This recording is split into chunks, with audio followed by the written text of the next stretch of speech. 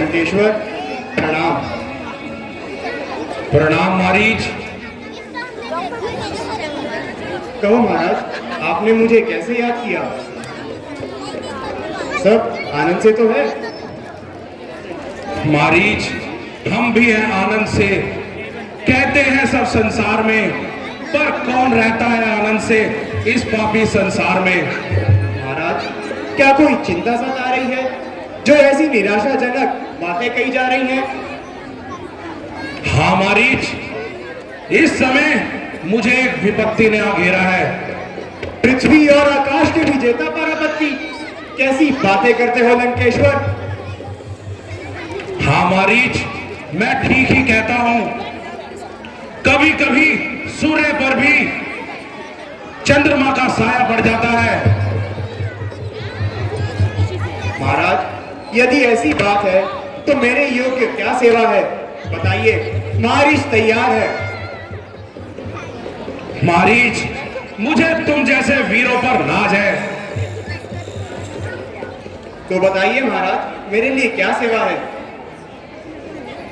मारीच, अयोध्या से दो बालक राम और लक्ष्मण पंचवटी में डेरा डाले बैठे हैं।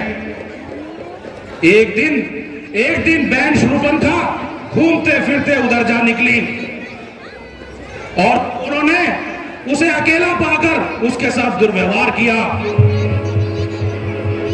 यदि उन दोनों ने ऐसा किया है तो बहुत ही बुरा किया है। मारीच, उस दुर्व्यवहार का बदला भली प्रकार से चुकाया जा सकता है। परंतु वो कैसे महाराज? अगर किसी तरह उसकी पत्नी सीता हमारे हाथ लग जाए तो उन दोनों को ज्ञात हो जाएगा कि नारी के साथ कैसा व्यवहार किया जाता है। लंकेश्वर, मैं आपके इस फैसले से सहमत नहीं हूं। आपका यह फैसला उचित नहीं है। और यदि आप समझते हो कि सीता को हरना ठीक है तो फिर सीता हाथ कैसे आएगी? मैं उन दोनों बालकों की शक्ति को भली प्रकार जानता हूं। वे दोनों बड़े ही बलवान हैं।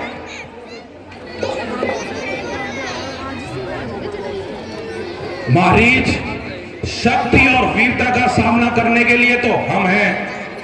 तुम्हें तो केवल छल और कपट से काम लेना है, जिसमें तुम भली प्रकार से माहिर हो। लंकेश्वर, स्पष्ट शब्दों में कहो कि मुझसे क्या कहना चाहते हो।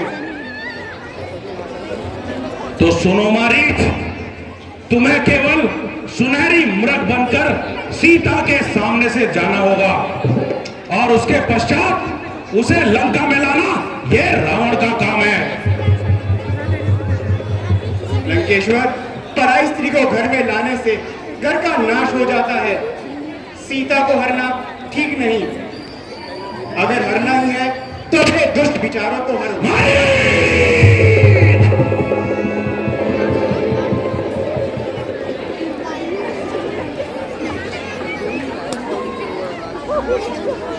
राजाओं को ऐसे नीच काम शोभा नहीं देते। मैं तुम्हारे इस बुरे काम में कभी भी साथ नहीं दूंगा।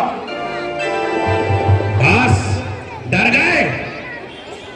मैं तो समझा था मारीच, तुम बहुत बहादुर हो। लंकेश्वर, राम और लक्ष्मण का नाम सुनते ही मेरा दम घुटने लगता है। विश्वामित्र के यज्ञ में जो पाठ मुझे पड़े थे, उनकी याद आते ही मेरा हृदय कांप उठता है। तो क्या कायरता की बात कर वीरता के नाम पर बट्टा लगाना चाहते हो? सरलोक के मूर्ख, ध्यान तो कर, क्यों दुनिया में भरमाया है। जिस पर तू मोहित हो बैठा है वह सारी झूठी माया है। बस रहने दे। हमने ये शिक्षा सुनने के लिए तुझे यहां नहीं बुलाया।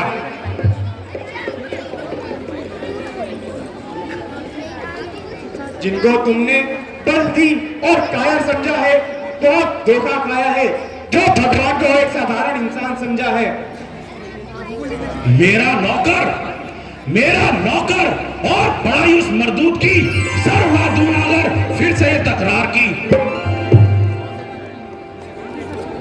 तुम्हें मित्र समझकर समझाता हूँ, इसलिए भले और बुरे का ज्ञान कराता हूँ।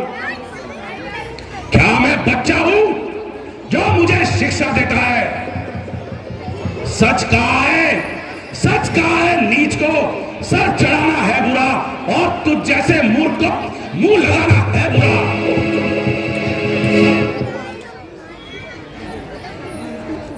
मैं नीच ही सही, परंतु एक बार फिर कह देता हूं कि सीता को हरने का ख्याल अपने मन से निकाल दो। जो इरादा कर चुका उसको बदल सकता नहीं, बल ये रस्सी का है, जल कर भी निकल सकता नहीं। दोस्त साथ चल मेरे, बात सब बेकार है, सर उड़ा दूंगा अगर फिर से कहा इनकार है।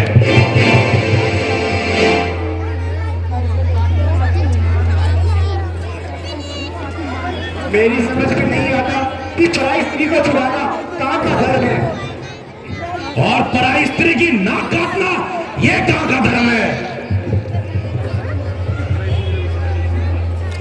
महाराज कौन जानता है कि किसका दोष है, क्या सच्चाई है। दोस्त साफ क्यों नहीं कहता कि हमारी बहन शूरपणखा चरित्रहीन है? मिटा देता अगर तुझसे ना होता नाता, जुबा तो कटवाता और मुंह में आग भरवाता।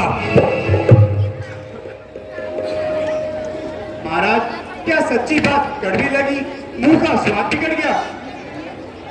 खामोश नादान, क्या बहन शूरपणखा झूठ बोल रही है?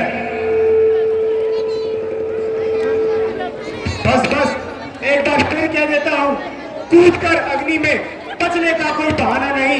राम के बैरी का इस जग में कोई ठिकाना नहीं। राम भक्ति है जिसमें बस कोई एक दिलशाद है, राम भक्ति नहीं जिसमें जिंदगी उसकी बर्बाद है। फिर वही झकझक, फिर वही बकवास। कह चुका हूं तुझसे मूर्ख, बात मेरी मान ले, काल मंडराता है वरना सर पर तेरे जान ले।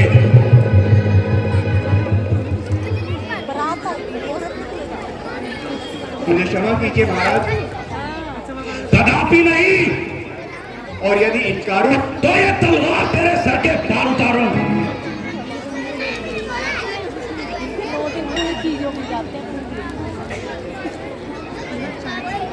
अब दोनों और मौत आई है।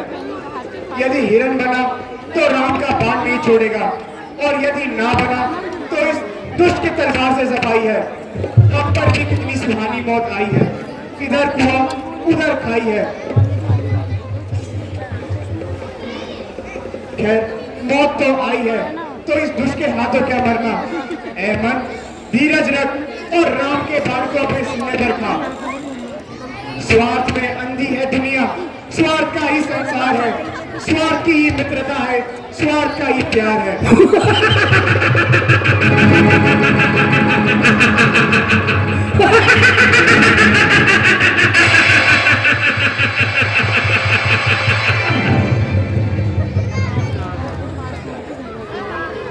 अब आया ना सही राह पर। अब तो हमारा कहा मानोगे ही। मरता क्या ना करता। तो चल मेरे साथ। चलिए महाराज।